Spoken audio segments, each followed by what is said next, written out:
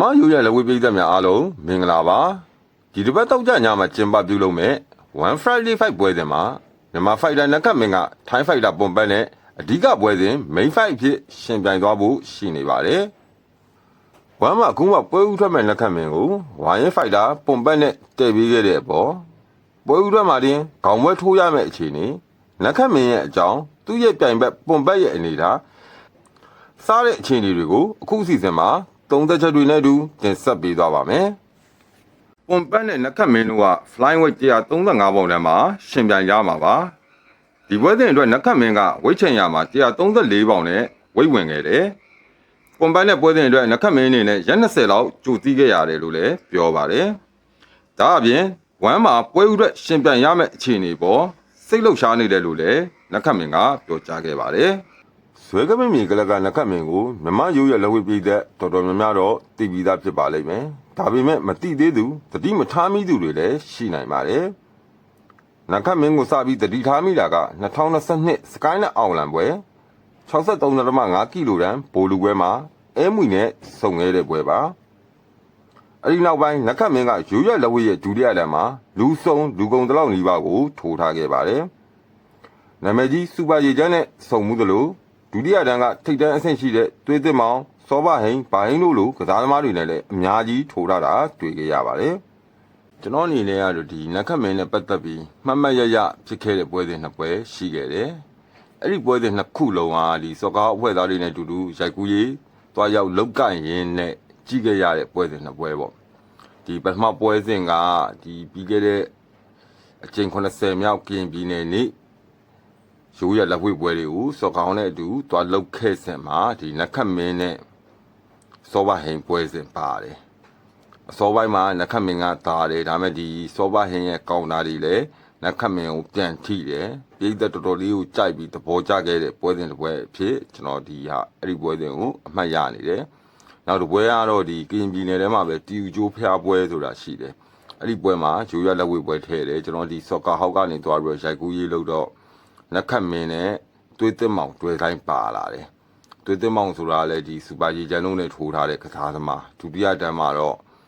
ထိပ်တန်းအဆင့်လို့ပြောလို့ရတဲ့ထဲမှာပါတယ်ပေါ့နော်။သွေးသစ်မောင်နက်ခတ်မင်းပွဲရလည်းတကယ်ကိုကြီးကောင်းခဲ့ပြီးတော့ပြည်သက်ကြိုက်တဲ့မမရဖြစ်စေတဲ့ပွဲတစ်ပွဲလို့ပြောချင်တယ်။အဲ့ဒီမှာဒီနက်ခတ်မင်းရဲ့ကစားပုံပေါ့နော်သူရဲ့ fighting style ကိုလည်းတတိထားမိတယ်။နက်ခတ်မင်းကလက်သီးအားပြုတယ်။မာကုံသင့်တယ်လက်သီးပါဝါလည်းရှိတဲ့လောက်ရှိတယ်လက်သီးကိုအားပြုတယ်ဆိုပေမဲ့သူ့ရဲ့ body kit တွေကလည်းတော်တော်လေးကောင်းတယ်သူ high kit တွေကန်တယ်ဒါပေမဲ့ high kit တွေကန်တဲ့နေရာမှာတော့ဒီ timing လေးတွေလွဲတာမျိုးရှိတယ်ဟိုတိတ်ပြီးတော့အဆင်မပြေဘူးမကောင်းဘူးအားနဲ့ရက်အနေနဲ့ကြတော့ဘာသာတွေ့ရလဲဆိုတော့နက်ခတ်မင်းကိုဒီဒူးတွေတောင်တွေသုံးတဲ့အပိုင်းမှာမသုံးတော့နေတဲ့အားနဲ့ချက်လေးကိုတွေ့ရတယ်အော်နက်ခတ်မင်းကိုနက်ခတ်မင်းအကြောင်းပြောမယ်ဆိုရင်နက်ခတ်မင်းဒီလက်သီးအားပြုတဲ့ကစားသမားbody kit တွေကောင်းတယ်ပါဝါရှိတယ်မာကုံတင့်တယ်လို့သုံးသက်လို့ရတယ်နက်ခတ်မင်းအနေနဲ့ဒီရိုးရလက်ဝဲပွဲတွေမှာတော့ဒီဒုတိယတန်းအဆင့်မှာလူကုံလူစုံတလောက်နီးပါထိုးပြီးသွားပြီဒီခေါင်းတွေဖြစ်တဲ့စူပါရီချမ်းတို့အဲမွီတို့နဲ့တောင်သူထိုးပြီးသွားပြီဆိုတော့ဒီဒုတိယတန်းမှာလူမကြံတလောက်ပဲပေါ့နော်ပွဲတော်တော်များများကတည်ကြတဲ့ဆိုပေမဲ့အပြန်အလှန်ထိုးချက်ထိချက်တွေနဲ့တည်ကြတဲ့ပွဲမျိုးတွေအများစုတွေ့ရတယ်နက်ခတ်မင်းရဲ့အနေထားဒီရိုးရလက်ဝဲပေရတဲ့တိုင်းမဆိုတော့သူ့အတန်းမှာမနှိမ်ဘူးမညံ့ဘူးလို့ပဲပြောလို့ရတယ်နောက်ပြီးတော့ဒီနက်ခတ်မင်း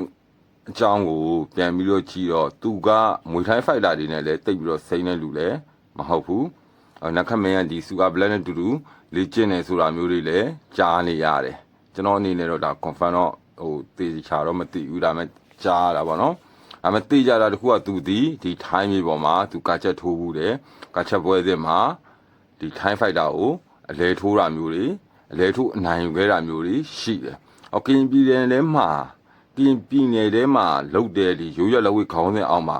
ထိုင်းဖိုက်တာတွေနဲ့ထိုးတဲ့အခါကျတော့လေဒီနက်ခတ်မင်းကအဲထိုင်းဖိုက်တာတွေကိုအလဲထိုးအနိုင်ရထားတဲ့ပွဲတွေရှိတယ်။အဲ့တော့နက်ခတ်မင်းဒီရိုးရလက်ဝဲပေတယ်နဲ့တိုင်းရင်ဒုတိယတန်းမှာအရေးချင်းရှိတဲ့ကစားသမားလို့ပြောလို့ရတယ်လို့မွေထိုင်းပွဲစဉ်အချို့ထိုးပြီးမွေထိုင်းဖိုက်တာအချို့ကိုအနိုင်ယူထားတဲ့ကစားသမားလို့အကြံပြင်း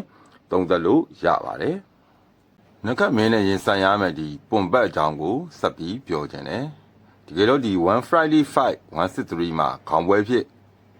1 championship အနေနဲ့မူလာကရည်ရွယ်ထားခဲ့တာကပွန်ပတ်နဲ့ဒီချိုလိုရဲ့မချီပွဲဒီချိုကဒီပွန်ပတ်ကိုအနိုင်ယူလာတယ်သူတို့ညောက်ကမချီပွဲကိုခေါင်းပွဲအနေနဲ့ပေးထားတယ်အဲ့မှာဒီချိုမကစားပြဘူးနှုတ်ထွက်သွားတာကြောင့်ဒီနခတ်မင်းကရှော့နှုတ်အနေနဲ့ဝင်လာတယ်အဲ့ဒါကြောင့်လေဒီနခတ်မင်းဒီအခုမှ1 championship ပွဲယူထွက်တယ်ဆိုပေမဲ့လည်းခေါင်းပွဲထိုးလိုက်ရတဲ့အနေအထားကိုရောက်သွားတာတနည်းအားဖြင့်ကြည့်မယ်ဆိုရင်တော့နခတ်မင်းပွဲဥထွက်ကပွဲချက်တစ်ပွဲဖြစ်သွားတယ်ပေါ့နော်ဘာနဲ့တော့တူလဲဆိုရင်ကျွန်တော်တို့ဒီ slide ထန်ခွေရှိန်1မှာပွဲဥထွက်စကစားတဲ့အနေအထားမျိုးနဲ့ခက်ဆင်ဆင်တူတယ်လို့ပြောလို့ရတယ် slide ထန်ခွေရှိန်1မှာပွဲဥထွက်စထိုးတော့ဒီဆောင်ချိုင်နိုင်နဲ့တော့တွေ့တယ်ဒီကို main event ကစားဒုတိယကောင်ပွဲကစားခဲ့ရတယ်ဆောင်ချိုင်နိုင်ဆိုတော့ဒီကျွန်တော်ဒီ1 championship ကိုပုံမှန်ကြည့်နေတဲ့လူတွေရိုးရလက်ဝဲပေးတတ်တွေသိမှာပါသူအတန်းမှာတော့ဆောင်းထိုင်နိုင်ကထိတ်ဆုံး3ယောက်ထဲမှာပါတယ်ချန်ပီယံစင်ခေါ်ကွင်းတွေပါလေရထားတဲ့ကစားသမားအဲဆောင်းထိုင်နိုင်ကိုစလိုင်းထိုင်ကိုရှေ့ရပွဲဥတွက်မှာကစားပေးလိုက်ရတယ်အမှန်နဲ့ရှုံးတယ်ဒါပေမဲ့အမှန်နဲ့ရှုံးလိုက်ပြီမဲ့ဒီစလိုင်းထိုင်ကိုရှေ့ရနောက်ထပ်ပွဲတွေထပ်ရတယ်ပေါ့နော်ကျွန်တော်လည်းဒီပြောရင်းနဲ့ပွန်ပတ်အကြောင်းကနေစလိုင်းထိုင်ကိုရှေ့ဘက်ကိုရှောက်သွားတယ်အခုပွန်ပတ်အကြောင်းပဲပြန်ပြီးတော့ပြောကြရအောင်ပွန်ပတ်ကဒီ PK ဆန်ချမ်းရကစားသမားဝမ်းမှာဆိုရင်တော့ဝါရင်ကစားသမားတယောက်လို့ပြောလို့ရတယ်အသက်28နှစ်ရှိပြီဝမ်းမှာစုစုပေါင်း73ပွဲထိုးထားတယ်သူ73ပွဲမှာ10ပွဲနိုင်5ပွဲရှုံးဆိုတဲ့ရလည်းရှိတယ်ဒီပွဲရည်အတွက်များတယ်လို့ reserve ပိုင်းရလည်းကောင်းတယ်လို့ပြောလို့ရတယ်သူကစားခဲ့တဲ့ကစားသမားတွေသူနိုင်ခဲ့တဲ့ကစားသမားတွေအကြောင်းသူရှုံးခဲ့တဲ့ကစားသမားတွေအကြောင်းတော့ဒီနောက်ပိုင်းမှာဆက်ပြီးပြောသွားမယ်ခုလို့တဲ့တော့ဒီပွန်ပတ်အကြောင်းပဲဆက်ပြီးပြောခြင်းတယ်သူ့ရဲ့ဒီသူ record တွေကိုခွဲခြားစိတ်ပြမယ်ဆိုသူနိုင်ခဲ့တဲ့10ပွဲမှာ9ပွဲကိုသူကအလဲထိုးတွေနဲ့နိုင်တယ်အလဲထိုးတွေဆိုတာ TKO တို့ KO တို့နဲ့နိုင်တယ်3ပွဲတော့သူအမှန်နဲ့နိုင်တယ်အဲ့တော့သူဒီနိုင်ပွဲအများစုကိုအလဲထိုးနိုင်ထားတယ်လို့သုံးသပ်လို့ရတယ်တခါသူ့ရဲ့ရှုံးပွဲတွေကိုပြန်ကြည့်တဲ့အခါမှာလည်းသူရှုံးထားတဲ့9ပွဲမှာအလဲထိုးခံရပြီးသူရှုံးလာတစ်ပွဲပဲပါတယ်ဒီဥဇဘက်ဖိုက်တာအော်ဒီကောလိုကစားသမားမျိုးနဲ့ရင်ဆိုင်ခဲ့တဲ့ပွဲစဉ်မှာတော့ပွန်ပတ်တီအမှတ်နဲ့ပဲရှုံးနေခဲ့တာကိုတွေ့ရတယ်အဲ့တော့ဒီပွန်ပတ်ကစားခဲ့တဲ့ဖိုက်တာတွေသူ့ရဲ့ပြိုင်ဘက်တွေအကြောင်းကိုပြန်ကြည့်တဲ့အခါမှာကျွန်တော်တို့သူနိုင်ခဲ့တဲ့ကစားသမားတွေကိုကြည့်မယ်သူကဘသူတွေကိုနိုင်ထားလဲဆိုရင်သူ့ရဲ့နောက်ဆုံးပွဲမှာတော့အားလုံးသိပြီးသားအတိုင်းကြောက်စုရိုင်းကိုနိုင်ထားတယ်ကြောက်စုရိုင်းကဒီ flyweight တန်းမှာတော့စာချုပ်ရပြီးသားကစားသမားတစ်ယောက်ဖြစ်တယ်လို့ရောထန်ကိုစိန်ခေါ်မဲ့ကစားသမားဆိုပြီးတစ်ချိန်က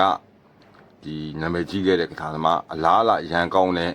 လူငယ်လက်ဝှေ့သမားတကယ်နာမည်ကြီးတစ်ယောက်ပေါ့နော်အကြောက်စုရိုင်းကိုပွန်ပတ်ကဒီနောက်ဆုံးပွဲမှာအလဲထိုးအနိုင်ရထားတာကိုတွေ့ရတယ်ဒီကြောက်စုရိုင်းပဲလားဆိုတော့ကြောက်စုရိုင်းတွေမဟုတ်ဘူးဒီ flyweight တန်းမှာဒီနာမည်ရပြီးသားလက်စွမ်းမြင့်တဲ့ထိပ်ပိုင်းဆင့်လို့ပြောလို့ရတဲ့ fighter အချို့ကိုလည်းပွန်ပတ်အနိုင်ယူထားတာတွေ့ရတယ်ဥမာပြောရရင်ဒီသူပွဲဦးထဲမှာဆိုရင်1000လက်ကိုနိုင်ထားတယ်1000လက်က flyweight ထဲမှာဘာကောင်မှမဟုတ်ဘူးဆိုမဲ့သူ့ကိုနိုင်ဖို့လည်းတော်တော်ခက်တဲ့ကစားသမားကျွန်တော်တို့ဒီစွန်ရက်တောင်1000လက်ကိုရှုံးထားတယ်ကောင်လာသမားစစ်1000လက်ကအဲ1000လက်ကိုပွန်ပတ်ကနိုင်ထားတယ်1000လက်လို့ကောင်လာသမားကိုနိုင်တဲ့အပြင်တကယ် fighter ကစားတဲ့စူရီယန်လက်ကိုလည်းပွန်ပတ်ကနိုင်ထားဘူးတယ်1000လက်ကိုနိုင်တယ်စူရီယန်လက်ကိုနိုင်တယ်အဲ့လိုအနေအထားတွေကိုကြည့်မယ်ဆိုရင်ဒါပွန်ပတ်တီလုံးဝ short တွက်လို့မရတဲ့အနေအထားမှာရှိတဲ့ fighter လို့သုံးသပ်လို့ရတယ်ဒီနက်ခတ်မင်းနဲ့ပွန်ပတ်ကအားသာချက်အားနည်းချက်တွေကိုအခုပွဲစဉ်တွေတော့ကျွန်တော်အနေနဲ့သိပြီးတော့နှိုင်းရှင်းပြီးတော့မသုံးသပ်ချင်ဘူးဘာကြောင့်လဲဆိုတော့ဒီ1 championship မှာအခုမှပွဲဥစားထွက်မဲ့ကစားသမားတစ်ယောက်နဲ့73ပွဲလောက်ထိုးထားပြီးနာမည်ကြီးကစားသမားတွေကိုလည်းအနိုင်ယူထားတဲ့ကစားသမားတစ်ယောက်ချာမှာကွာဟမှုတွေကတော့ရှိနေမှာသိကြတယ်အဲဒါကြောင့်သိပြီးတော့ compare မလုပ်ချင်ဘူးဒီပွန်ပတ်ဒီကစားပေါက်စုံတယ်အလဲထိုးနိုင်ပွဲတွေလည်းအများကြီးရထားတယ်ပါဝါကောင်းတယ်ကစားသမားမျိုးကျွန်တော်ဒီနက်ခတ်မင်းကတော့လက်သီးကိုအားပြုတယ် body kit တွေကောင်းတယ်ပါဝါနဲ့မာကုံတင့်တယ်လို့ပြောလို့ရတဲ့ကစားသမားမျိုးဒီနှစ်ယောက်တွေ့ကြပြီအဖြေကတော့ရှင်းပါတယ်မြန်မာ fighter ဒီနက်ခတ်မင်းအတွက်သူ့ရဲ့ပွဲဥအတွက်ကအရန်ကိုခက်ခဲမဲ့ပွဲတော်တော်လေးရုံရမဲ့ပွဲလို့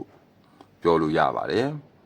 ပုံမှန်လင်းပြောရမယ်ဆိုရင်နက်ခတ်မင်းအနေနဲ့ဒီပုံပတ်လို့ကစားသမားမျိုးနဲ့စောစောစီးစီးတွေ့ရတာမကောင်းတဲ့အနေထားလို့ပဲပြောချင်တယ်နက်ခတ်မင်းနိုင်မှုရာခိုင်နှုန်းအရန်နေတယ်ဒီဘက်မှာကျွန်တော်အနေနဲ့ကတော့ဒီနက်ခတ်မင်းနိုင်ချင်းရှုံးရင်းဆိုတာတဲ့နက်ခတ်မင်းဘယ်လောက်လုံးပြနိုင်မလဲရိုးရလက်ဝဲရဲ့ image ကိုသူဘယ်လိုမြင့်တင်ပေးနိုင်မလဲဆိုတာကိုပို့ပြီးစိတ်ဝင်စားတယ်တေးကြတဲ့အမှတ်ပေးဆုံးဖြတ်မှုရောက်သွားလို့ရှိရင်ဒီစနစ်ပိုင်းအားကောင်းတဲ့ကျိုးဝိုင်းတပါဝမ်းမှာထိုးနေတဲ့ကျိုးဝိုင်းတပါရန်ရင့်နေပြီဖြစ်တဲ့